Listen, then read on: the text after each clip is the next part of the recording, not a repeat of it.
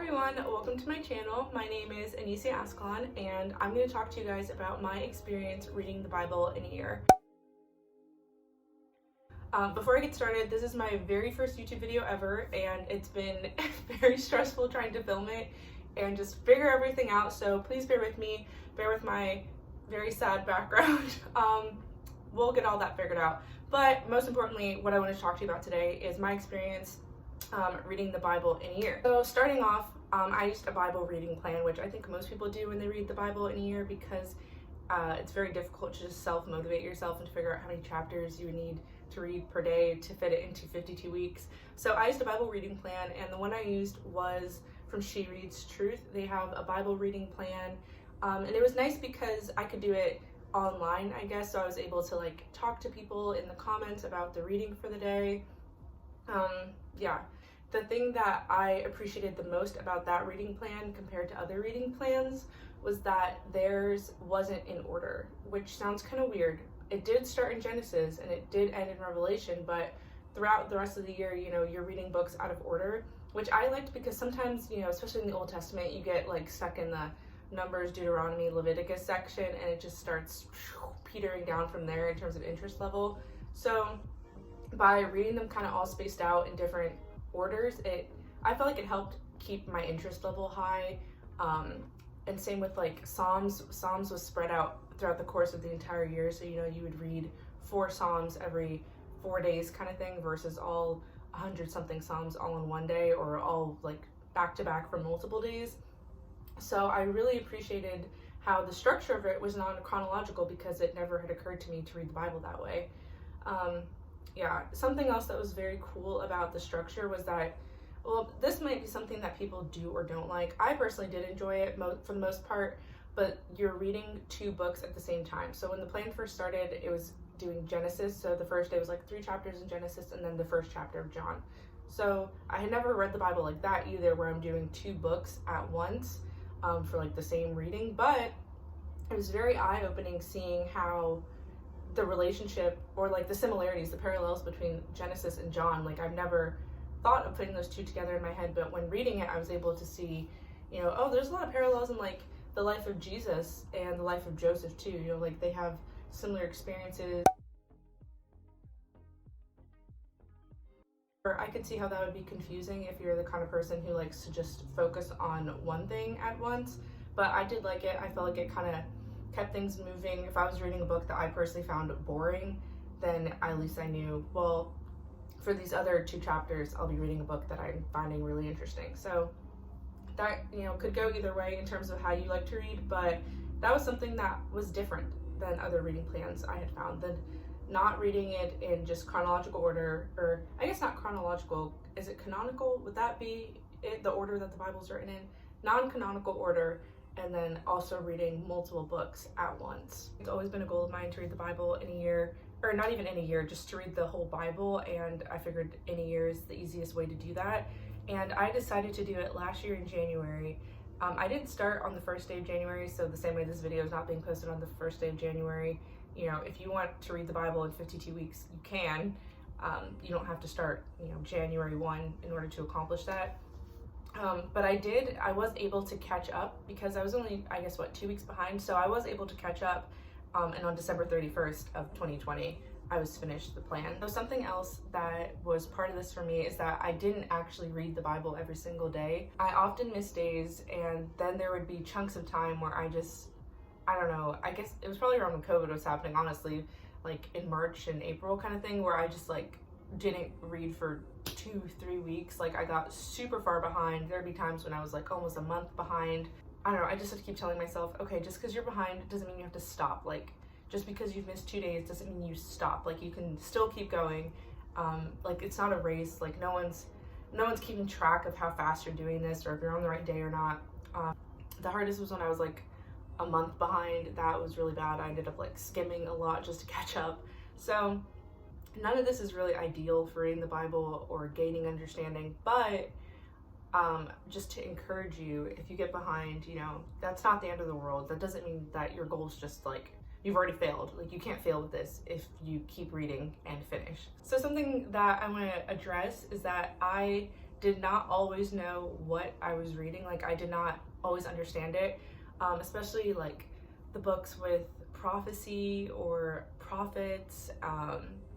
Yeah, I would say like that last half of the Old Testament, for me mostly, I didn't always understand what I was reading. I didn't always understand it. And I went into this reading for the year, like, trying not to beat myself up about it. Like, the goal for me was just finish, like, just read.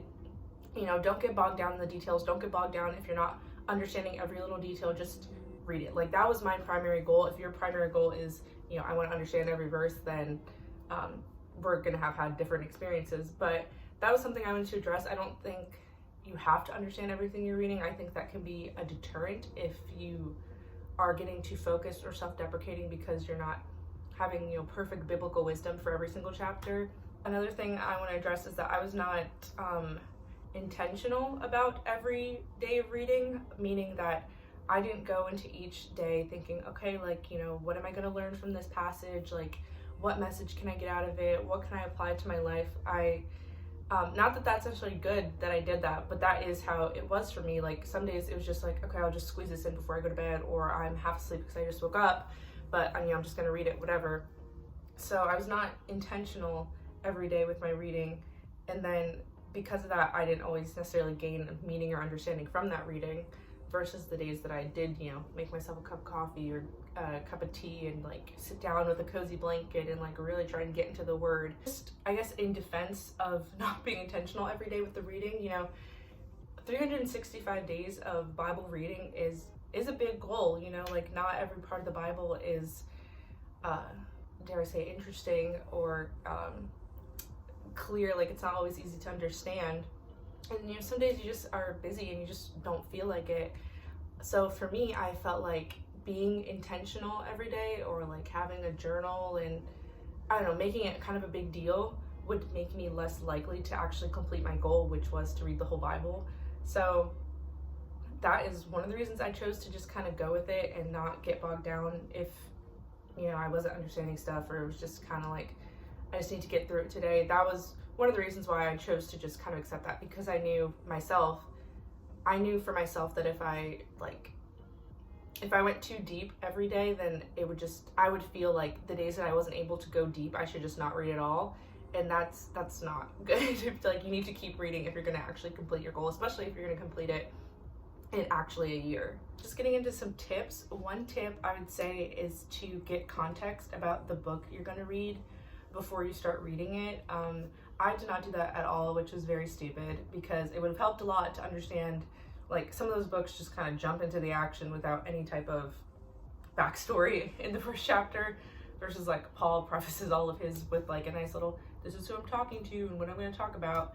A lot of books just kind of jump in, so I should have taken the time, it's literally in the back of my Bible, to just like see who the author of the book is, what was their purpose for writing this book, or like who is it addressed to, you know, what is the main point of this book, what does it talk about.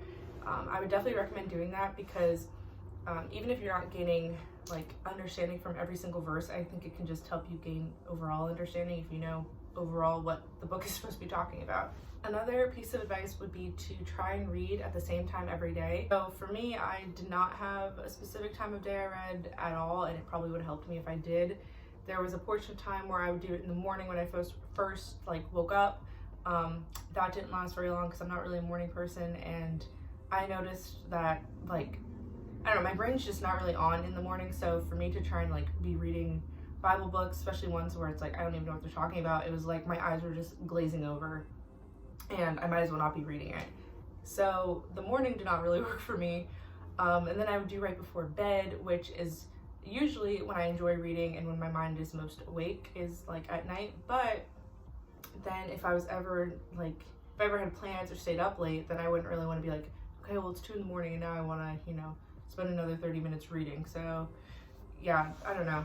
My last tip would be to always read in the actual Bible. The reading plan I did allowed you to like read the verses for that day within the app, and it just is never the same. I think it's way easier to get distracted if you're on your phone, just, you know, between notifications and like, I don't know, we're just used to being on our phones and scrolling and looking at stuff. So number one, I think it's way more distracting to be on a phone, but number two, like, I feel like there's something so special about like holding a Bible in your hands and like getting to see all the verses, flip through the pages, find the chapter. I just feel like it holds so much more power. The days that I like maybe had forgotten my Bible or decided to read because like I had a free moment of time while I was somewhere other than my house, like those days were just never quite the same.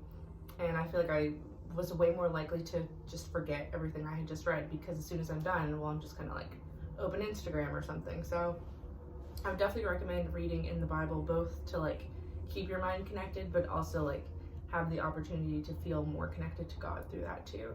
My least favorite book that I read goes to Isaiah. Isaiah was long, very, very long. It's like 40-something chapters.